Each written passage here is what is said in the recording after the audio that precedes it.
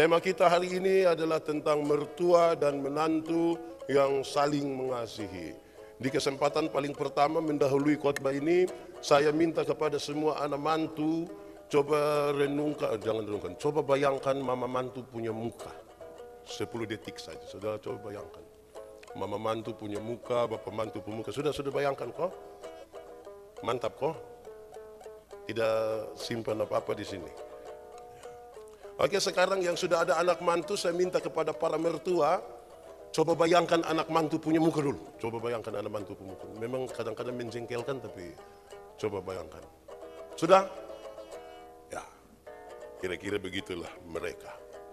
Saudara-saudara, di bagian awal sebelum kita masuk pada teks, saya mau ajak kita untuk melihat gambaran umum tentang mertua dan anak mantu. Ini umum, tidak terlalu detail, kurang-kurangnya silakan saudara tambahkan.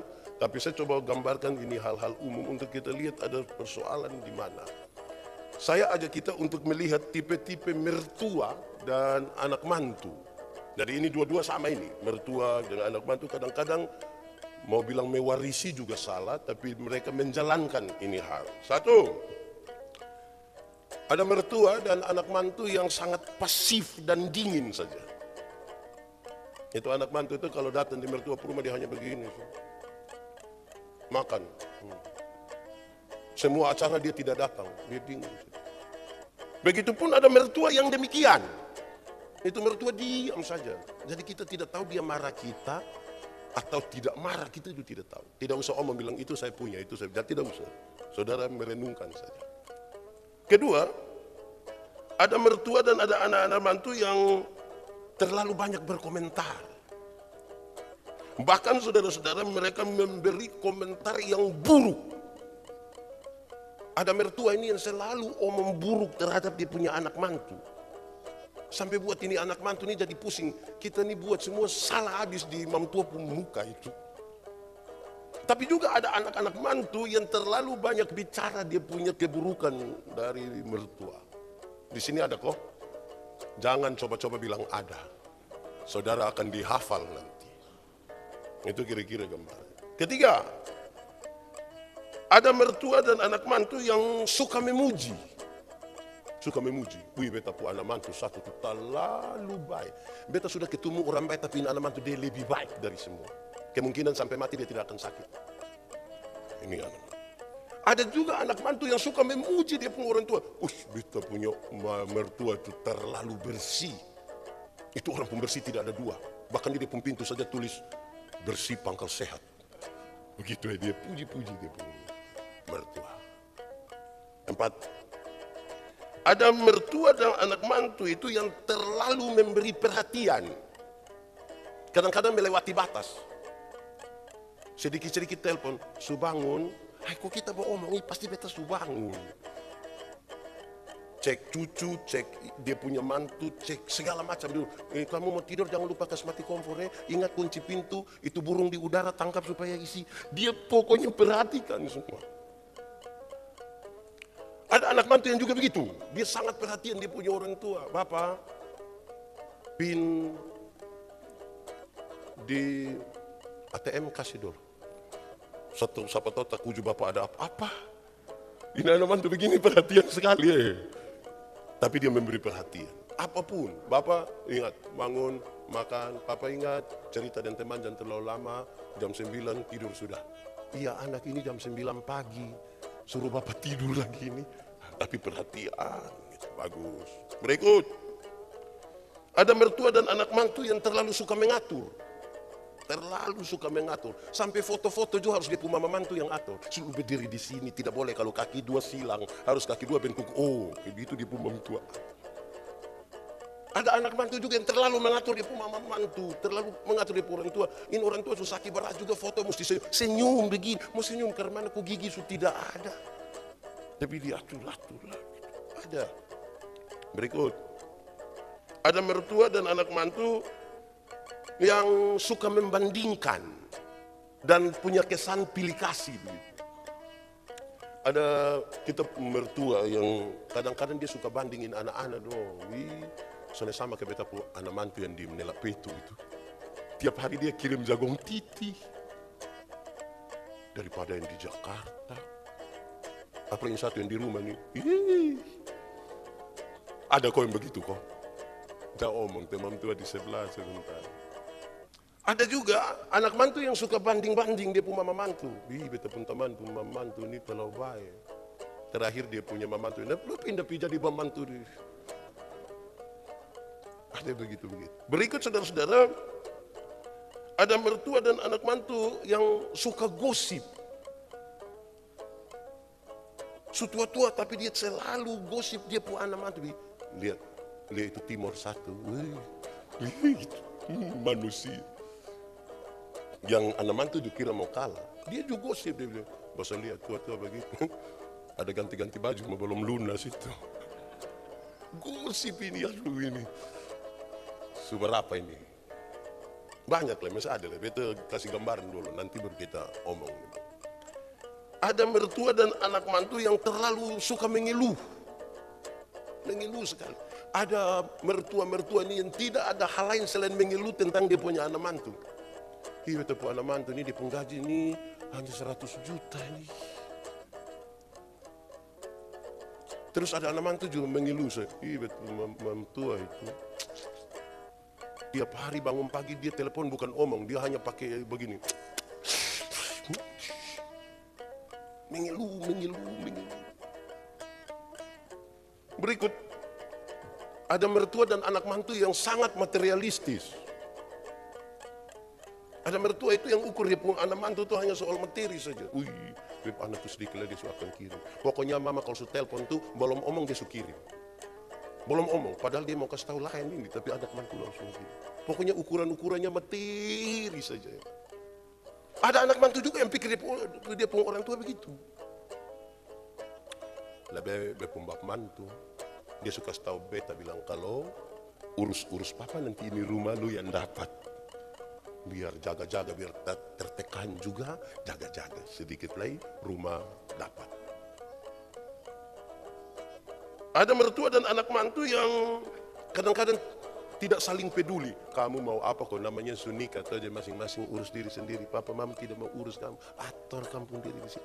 Kami lahirkan badan tapi tidak lahirkan sifat. Jadi atur masing-masing.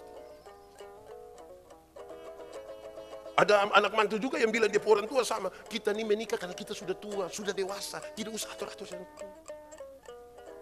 Bapak mama urus diri sendiri. Nah, begitu. Berikut. Ada mertua dan anak mantu yang sama-sama sok tahu. Ini mertua ini semua dia tahu. Semua hal. Tidak ada satu hal pun yang dia tidak tahu. Jadi kita kadang-kadang pikir ini mertua atau Google. Ada anak mantu juga begitu. Semua barang dia tahu habis. Saudara bisa bayangkan kalau yang dua-dua sok tahu ini baru tiap hari don duduk bercerita tentang yang don sama-sama tahu. Wih, berat itu. Lagi dua. Nanti yang lain saudara tambahkan karena mungkin saudara mertua tidak ada di ini bagian. Itu lain sendirilah. Ada mertua dan menantu yang pura-pura baik. Pura-pura baik. Sepertinya peduli padahal penuh kemunafikan. Anak mantu ini dia urus-urus dia punya mama mantu, dia urus-urus mama mantu kan sedih, mantu aduh kasihan bertemu anak ini, aduh tiap hari urus. Sudah mama namanya kita anak ini mesti berbakti. Pas dia keluar dia bilang tua mati tidak mati mau. Kelihatan baik, tapi ada juga mertua yang begitu, kelihatan sangat baik, kelihatan sangat perhatian tapi penuh kemunafikan. Nanti dia omong-omong dengan kita baik-baik, kita tidak ada, baru dia panggil dia anak, dia bilang, itu hari sebilang, jangan kawin dia. Mama so siap itu anak dari soe, kamu tidak kawin sekarang. Dia penuh kemunafikan. Terakhir dalam yang ini gambaran ini, ada orang tua, ada mertua dan menantu yang sangat tergantung. Ada mertua yang tidak mau tinggal sendiri. Dia kepingin rumah rame terus, dia kepingin harus datang-datang terus. Ada anak mantu juga begitu. Dia sangat-sangat tergantung kepada dia punya mertua. Apalagi dia ingat waktu dia kuliah itu mertua ke sekolah dia jadi itu ke film di Indosiar. Dia sangat tergantung. Ya, kalau ada kurang-kurang saudara tambahkan model dan tipe-tipe mertua dan anak mantu sambil berusaha menempatkan diri kita ada di bagian mana lah. Itu gambaran pertama. Gambaran yang kedua saya ingin mulai dengan mengatakan saudara-saudara bahwa ada banyak orang tua, ada banyak mertua ingin tinggal bersama-sama dengan anak-anaknya. Tetapi justru ada banyak anak-anak yang setelah menikah dia tidak mau tinggal dengan dia punya orang tua. Ada banyak. Karena itu saya coba pisahkan antara mertua dan menantu yang tinggal sama-sama dan mertua dan menantu yang tinggal di rumah yang berbeda. Kita mulai dari mertua dan menantu yang tinggal bersama-sama. Ini gambaran umumnya, tidak detail, saya memberi gambaran. Mertua dan menantu yang tinggal bersama-sama itu ada banyak pihak yang merasa tidak adil. Ada mertua yang merasa ini tidak adil ini. Ada anak mantu yang dirasa tidak adil ini. Masa kok kita beli Indomie 3, mantua makan 2, beta 1? Tidak adil ini. Masa kok setiap kali ikan lewat beta yang beli, es mama pun itu tidak bisa. Tidak adil ini. Tinggal sama-sama. Ada pihak yang memanfaatkan kesempatan kalau tinggal bersama-sama. Tinggal bersama-sama, anak mantu bilang, kasih tahu ini kan cucu pertama paling disayang, picium kung pipi. Kasih tahu ya, bilang susu habis. Jadi pas dia manfaatkan itu kesempatan. Ada juga mertua yang memanfaatkan ini kesempatan. Anak mantu ada itu dia sakit terus, aduh, mama mesti di Surabaya, tidak bisa dengan di sini. Tinggal sama-sama.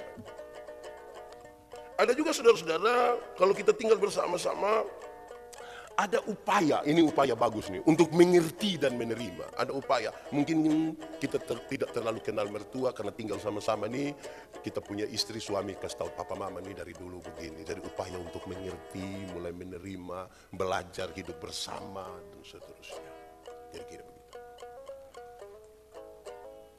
Ditinggal bersama-sama juga ada yang dilakukan, ada hal yang dilakukan dengan tulus, tapi ada hal yang dilakukan dengan terpaksa. Dan kita tinggal sama-sama, mau tidak mau kan harus lakukan. Ada kadang-kadang tulus, ada kadang-kadang terpaksa kita lakukan. Saudara-saudara, ditinggal bersama-sama mertua dan menantu itu saudara-saudara, ada pihak tertentu yang serba salah. Kadang-kadang dia punya mertua yang serba salah, kadang-kadang anak mantu yang serba salah. Mama dong ini kan hidup di zaman Jepang, bangun 2:30 pagi. Jadi kita masih tidur enak-enak, baru pulang jam 12 lagi, baru tidur tidak lama mantu bilang, ini ayam dong tidak tahu su bangun kok belum. Mantu juga, ini anak dia serba salah, dia bangun, tapi semua yang dia bikin ini, dia serba salah. Tapi ada mertua juga yang serba salah karena dia punya anak-anak. Dia punya anak-anak pun teman-teman sering datang situ. Mantu juga serba salah, mau buat bagaimana nih. Tapi juga saudara, tidak usah terlalu pesimis.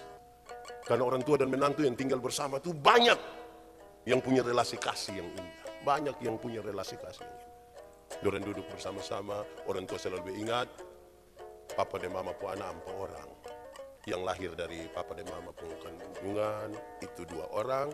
Tapi kadang sudah menikah dan kamu 2, kami pun anak 4 orang. Papa mama dari dong besar. Penuh kasih. Ada anak-anak mantu yang bilang bahwa papa dan mama yang di Kupang sama dengan bapak mama di Soe. Bukan orang lain. Pokoknya kita satu keluarga. Bersayang betul. Itu kalau tinggal bersama-sama.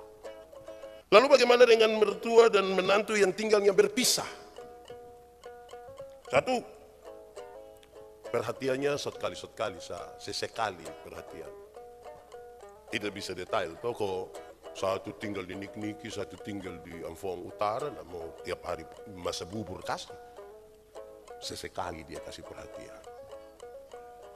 Kalau tinggal berjauhan, tidak terlalu detail memperhatikan.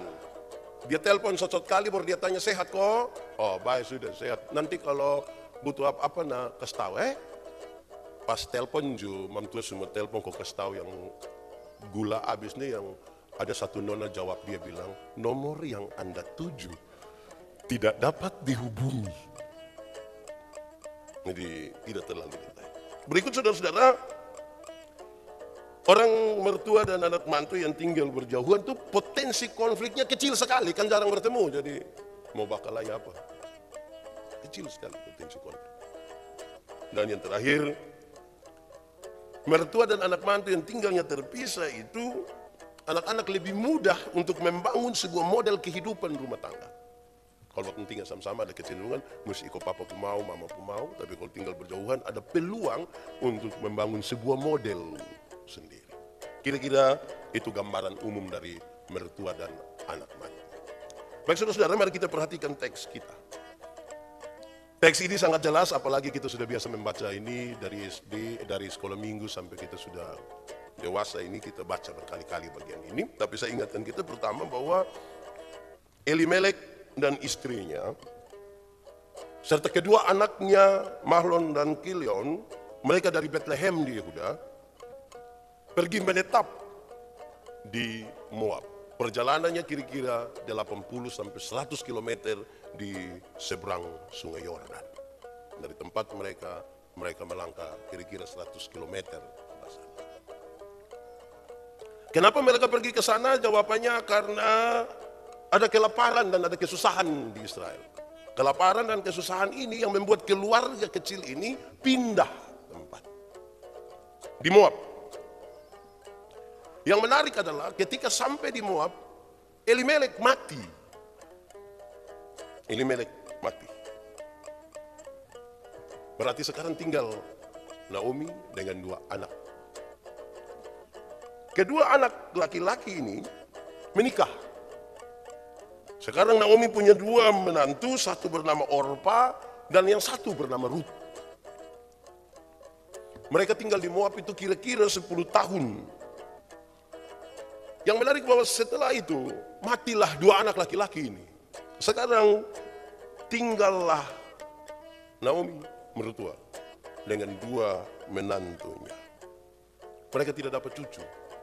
Tinggal orang 3 orang, 2 mantu dan 1 mertua.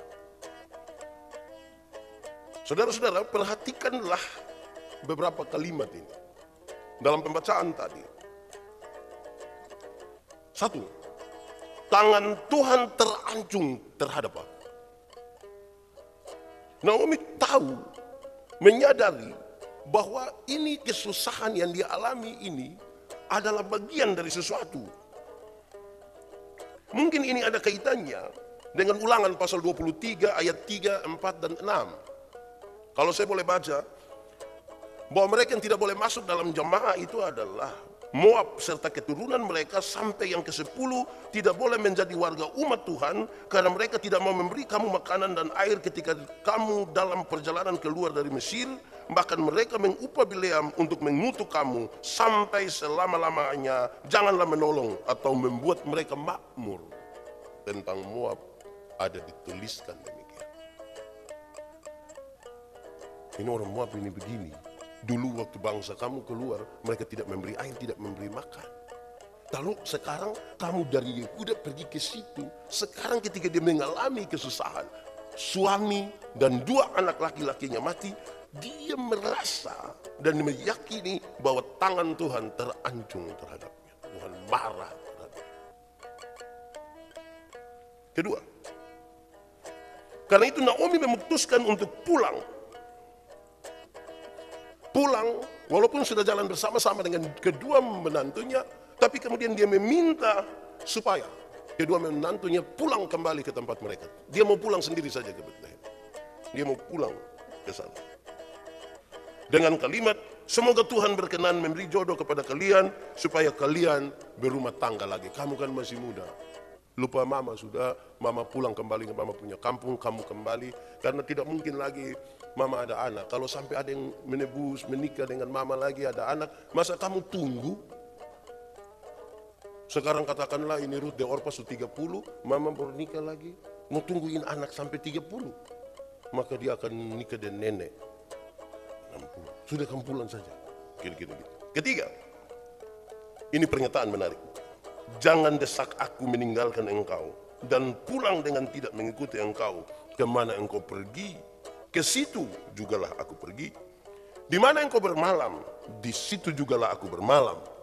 bangsa mula bangsaku dan Allah mula Allahku.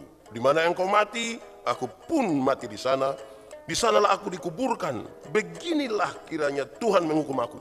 Bahwa kalau ini bagian dari hukuman Tuhan, beginilah kiranya Tuhan menghukum aku. Bahkan lebih lagi daripada itu, jikalau sesuatu apapun yang memisahkan aku dari engkau, selain daripada maut, hanya mati yang akan memisahkan menantu dengan mertua. Kalimat keempat, janganlah sebutkan aku Naomi ketika terjadi kegentaran di Bethlehem. Naomi kah ini? Dia bilang, jangan panggil aku Naomi, sebutkan saja aku marah, sebab yang Maha Kuasa pun melakukan banyak yang pahit kepadaku. Dengan tangan yang penuh aku pergi, tetapi dengan tangan yang kosong Tuhan memulangkan aku. Mengapakah kamu menyebutkan aku Naomi? Karena Tuhan telah naik saksi menentang aku, dan yang Maha Kuasa telah mendatangkan malapetaka terhadap aku.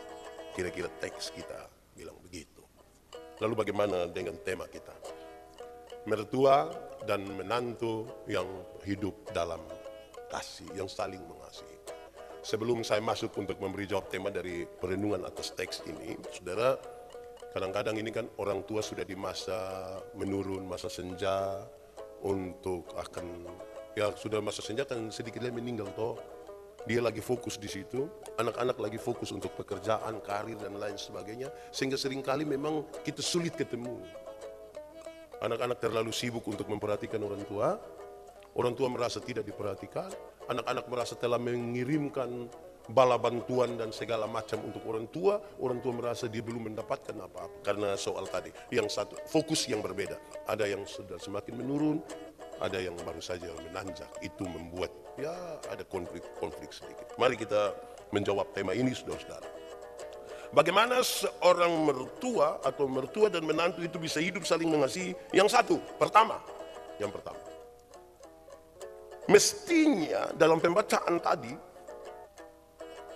harus punya kepekaan terhadap rencana Allah di dalam perjumpaan menantu dan mertua. Harus peka terhadap itu. Di mana Allah turut bekerja. Saudara lihat, rencana ini sangat panjang, dan di akhir dari rencana itu, saudara-saudara, Ruth menikah dengan Boaz, lahirlah Obed. Siapakah Obed? Obed adalah ayah dari Isai. Isai siapa? Isai adalah ayah dari Daud. Lahirlah Mesias pada akhirnya. Jadi jangan fokus kepada konfliknya, pada perbedaannya, tapi peka terhadap kenapa saya punya mama mantu itu bukan yang itu, tapi yang itu. Tuhan rencana apa? Mungkin Tuhan mau uji saya punya kesabaran lewat saya punya mama mantu ini. Lihat rencana Allah di sini. Jangan cepat-cepat saudara ambil keputusan kalau proses ini belum jauh berjalan. Tidak pernah kebetulan ketika Tuhan menempatkan kita. Jodoh itu kan tidak kebetulan kan? Terus dia lahir dari dia punya mama itu juga tidak kebetulan. Kalau saudara tidak cocok dengan dia punya mama, sedikit tidak cocok. Betul, karena saudara tidak menikah dengan dia punya mama. Kan nikah dengan dia. Dulu ketika saya masih pacaran dengan ibu pendeta, kami kuliah. Ibu pendeta bilang, tidak bisa. Bapak itu tidak mau. Bapak itu tidak mau. Kalau masih kuliah, pacaran, Bapak tidak mau. Iya, tapi saya kan tidak bisa simpan-simpan begini. Tunggu sampai, biar saya pergi ke rumah sana. Saya pergi ke sana kali pertama. Pergi ibu di belakang. Tidak boleh duduk sama-sama dengan saya dan di pun Bapak. Kami cerita sekitar 6 jam. Terus, saya tidak pergi lagi. Beliau tanya lewat ibu pendeta, itu laki-laki di mana? Ibu datang bilang, Bapak ada bilang itu laki-laki di mana? Pikas tahu ibu pembapa Pikas sana pembapa. Masa kok kita pergi? Bukan cerita dan dia pun anak, cerita dan dia pun bapak. Ibu kasih tahu, ibu pendeta kasih tahu, habis saya sampai. Beliau marah betul. Kau duduk. Betul kau ada omong. Omong apa Bapak? Bilang datang sini bukan cerita dan dia punya anak, tapi cerita dan dia punya bapak. Iya betul, saya omong begitu Pak. Saya kasih tahu kau. Kalau saya tidak ada, itu anak nona tidak ada. Saya bilang, betul Pak, kalau saya tidak kenal dia, saya tidak kenal Bapak juga. Jadi kalau kita ada beda sedikit, memang betul kan kita suka dia pu anak, bukan suka dia pu Bapak kan? Kalau sampai kita suka dia pu Bapak, ada kemungkinan kita suka dia pu harta itu. Tapi pakai dia pu anak untuk kita nikah. Jadi kalau ada konflik sedikit tidak apa-apa, tapi mari kita lihat ada rencana Tuhan apa dalam kita punya rumah tangga yang saya punya mertua harus itu. Dan dia punya mantu harus saya. Jangan berhenti di tengah jalan. Jangan cepat-cepat mau ganti mertua. Mertua, ganti. Lama-lama ada grup WA mertua. Kita pusing nanti. Kan itu saudara-saudara, PK lebih duluan terhadap apa rencana Allah di situ. Itu penting. Dan tidak pernah begitu. Tidak pernah. Kadang-kadang kita orang yang sangat suka memberontak.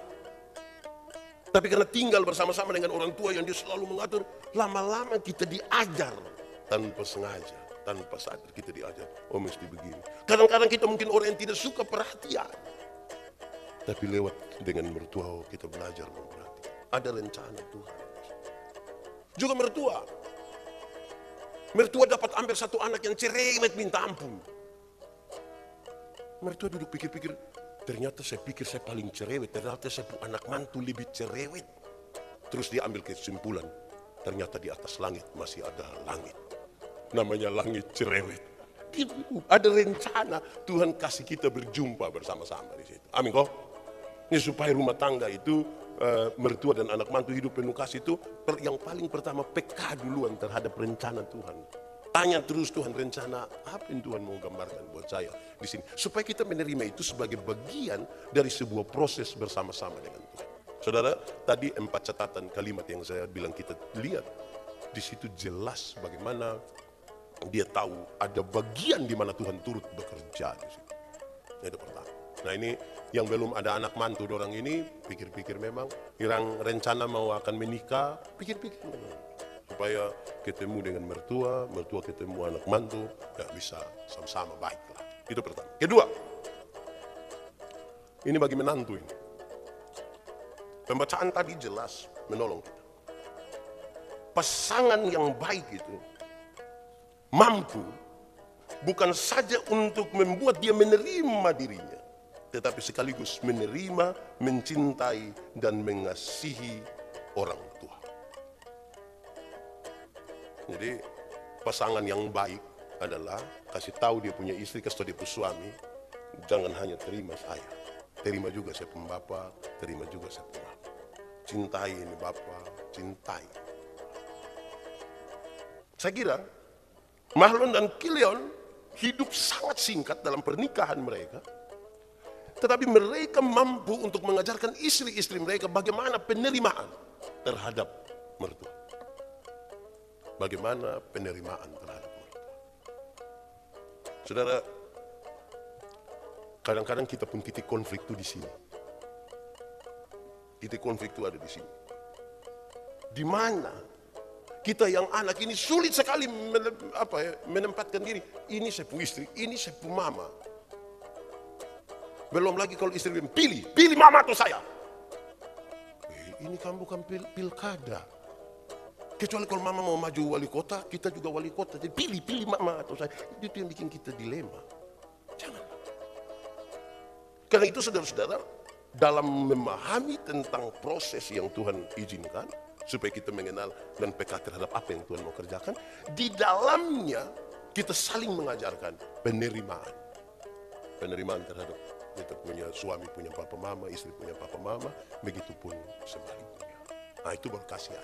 Kalau kita tidak mengajarkan tentang itu, tidak bisa. Kita seperti tinggal dengan orang lain. Kita seperti bukan dengan orang yang Tuhan izinkan kita bersama-sama. Ketiga, saudara-saudara, supaya mertua dan menantu itu hidup dalam kasih, maka jangan lupa mengajarkan iman. Jangan lupa mengajarkan perjumpaan dengan Tuhan. Penerimaan di antara kita sudah oke, tapi jangan lupa perjumpaan dengan Tuhan. Memang baik juga mertua-mertua sudah sediakan sejumlah modal untuk anak usaha, sebaik itu. Tapi tambah satu. Supaya mereka belajar berjumpa dengan Tuhan. Makin dekat seorang menantu dengan Tuhan, dia dekat dengan dia punya mertua. Makin dekat seorang mertua dengan Tuhan, dia dekat dengan anak mantunya. Kegelisahan kita hari ini adalah, macam kami yang punya anak nona satu, saya ini kan pikiran ini. Kita sayang dia setengah mati, baru tahu dia kawin orang kemana lagi. Akhirnya kita ambil keputusan, pokoknya nikah sampai dia keluar, mau nikah dari sini biar di bapak mama pun tangan dari. Memangnya bapak mama mau hidup 1000 tahun lagi?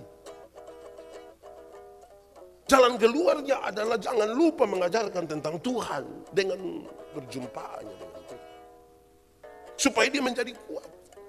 Jangankan anak nona yang satu, anak laki-laki satu saja bikin kita pusing juga. Di rumah sayang dia, sayang sekali. Tidak usah kerja, aduh ini permata, ini permata, ini raja, aduh. Dia suka satu nona di sebelah situ, dia pun mama lewat itu anak ada Tova di sebelah. Terus dia pun mama sedih, aduh kenapa kok begini. Itu nona pun mama bilang, namanya sendiri mau kawin orang tua anak. Kira gampang? Wih itu kayak ajar untuk berjumpa dengan Tuhan. Kasih ada. Keempat, saudara-saudara, dari hal-hal tadi itu, rencana Tuhan mengajarkan untuk menerima, bukan saja diri tapi juga orang tua, mengajarkan perjumpaan dengan Tuhan. Yang keempat ini ya, jadi ada kekuatan emosional. Ada kekuatan emosi. Kita kan bersama-sama, berdoa bersama-sama, ada saling kunjung, mendengarkan, menerima. Di situ ada kekuatan emosi. Kekuatan emosional itu memungkinkan untuk kita saling mengasihi, saling mengingat, saling memperhatikan. Tanpa kekuatan-kekuatan emosi kita tidak akan saling memperhatikan. Masing-masing akan urus diri sendiri. Kekuatan emosi itu selalu tergambarkan. Anak ini bapak dan mama pembuah hati satu-satu. Jaga dia sama ke papa biasa jaga dia. Jangan marah, jangan pukul dia. Dia mungkin kan terlalu manja, jadi dia selama hidup hanya bisa kasih panas air. Tidak ada lain yang bisa dia kerjakan. Jangkuti dia pun jari. Jangan bodoh, jangan. Kekuatan emosi yang itu. Kekuatan emosi itu bisa buat kita saling mengingat. Saudara lihat, ini kalau kita baca terus ini teks sampai habis itu menarik sekali karena apa ya? Kemudian dia pun mantu atur sampai dia bisa menikah lagi. Kan pasti dong buat duduk kok gosip tentang Boas itu. Duduk cuma tuh bilang, yang itu ke mana? Jadi anak mantu, mama nih. Di beta hati masih ada mama pun anak laki-laki. Tapi kalau mama omong begitu, kayak beta anak yang mengabdi, beta ikut mama. Ada mau juga. Jadi begitu saudara-saudara, kekuatan emosi itu penting. Jadi saudara-saudara yang jadi anak mantu, pilih orang pun keluarga, nah bangunlah itu kedekatan emosional. Ini semua acara dia izin. Ini minta maaf, sibuk. Lama-lama dia pun mama mantu bikin status, sibuk, comati baik. Nah dibangun kekuatan emosi. Ada apa pi? Mam tua sakit sedikit pi. Mama sakit. Iya. Tes sertifikat. Dibangun kekuatan. Itu bukan kekuatan emosi. Mam tua emosi nanti. Dia angka ame apa dia lempar kita nanti. Tapi bangunlah kekuatan emosi. 5. Kekuatan komunikasi. Kekuatan komunikasi. Saya kira saudara kata kunci dari relasi yang penuh kasih itu komunikasi. Itu kata kunci, komunikasi.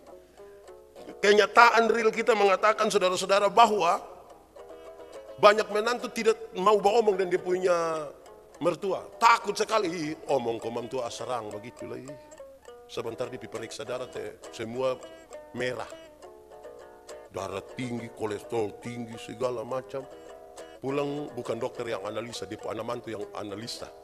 Mama coba beta lihat, oh ini. Kalau merah begini tandanya sonde lama lagi. Wah itu bisa jadi masalah baru nanti. Kekuatan komunikasi itu kita bangun. Rajin-rajinlah komunikasi sedikit lah dengan menantu. Rajin-rajinlah komunikasi dengan mertua. Tapi anak-anak mantu mesti ingat baik-baik. Ada tipe orang tua yang terlalu suka didengar. Itu dia hanya omong ulang-ulang saja, tapi memang harus dengar dia. Mau ke mana pun harus dengar. Kita pi hari Senin dia bilang waktu tahun 1970 Kita pi Selasa dia ulang lagi waktu 1970. Kita pi Rabu dia ulang lagi waktu 1970. Kamis kita tidak pergi. Jumat pas kita mau pergi, istri bilang, pi mana? Pi lihat orang tuanya, pi 1970 ada tunggu. Pi. Tapi kan dia rindu didengar. Rindu didengar. Bangunlah kekuatan komunikasi di antara mereka. Saudara lihat ini teks ini baik sekali. Itu mama mantu dia anak mantu pun bawa omong. Wih, enak sekali. Pulanglah ke negerimu, pulanglah kepada Allahmu. Dong bawa omong, tidak mama. Dalam keberhasilan memperkenalkan dalam tanda petik Tuhan atas anak-anak mantunya, dong bilang Tuhanmu itu Tuhanku. Dia lupa dia punya Tuhan yang ada di Moab. Dari kekuatan emosi dan kekuatan komunikasi yang dibangun. Betul. Ingat itu Tuhan.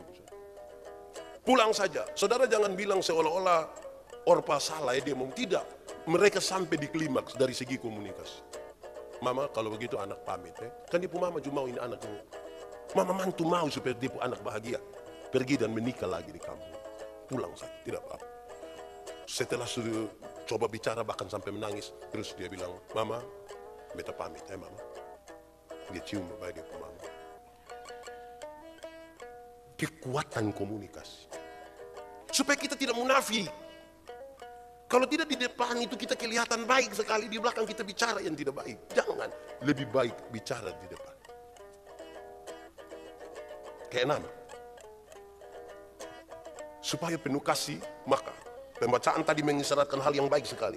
Marilah mengajar dan mengajak dengan tidak memaksa. Mengajak, mengajar dengan tidak memaksa. Bijaksana sekali Naomi ketika dia bilang kepada anak-anak.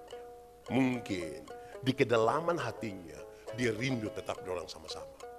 Tapi waktu dia bicara, dia tidak memaksa mereka. Dia memberi kepada mereka pilihan. Waktu dia memberi kepada mereka pilihan, ini dia tahu persis, ini anak dorang punya hati bagi dia, tanpa paksaan. Tanpa memaksa. Sesuatu yang dipaksakan itu kasih hilang.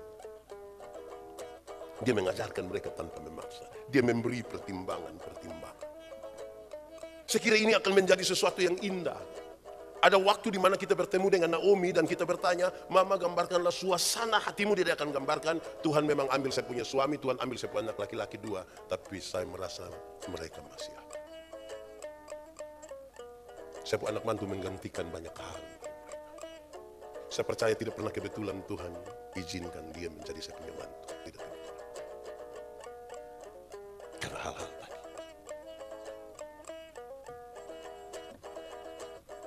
Hari ini masih ada mertua yang sakit hati dan dia punya mantu. Dalam bahasa kasih harus kita lepaskan itu. Hari ini masih ada mantu yang mungkin dia kecewa dan sakit hati dan dia punya mertua. Mungkin kata-kata yang dia pernah dengar tidak indah. Mungkin sikap yang pernah ditunjukkan oleh mertua terhadapnya itu sangat tidak baik dan dia sakit hati. Pembacaan firman dan perenungan ini menolong kita. Mari kita bebaskan itu. Renungkanlah sedikit relasi kita dengan mertua, relasi kita dengan anak mantu. Kalau ada yang harus kita lepaskan, lepaskan saja. Firman Tuhan jelas. Mari kita lihat rencana Allah di dalamnya. Mari kita belajar untuk menerima bukan saja dia sebagai pasangan atau anak kita, tetapi dia yang datang sebagai mertua atau mantu. Mari kita ingat bukan hal-hal yang bersifat sangat materialistis yang kita berikan, tapi perjumpaan dengan Tuhan menjadi bagian yang penting. Membangun kekuatan emosi, kekuatan komunikasi. Dan biasakanlah lakukan sesuatu tanpa memaksa.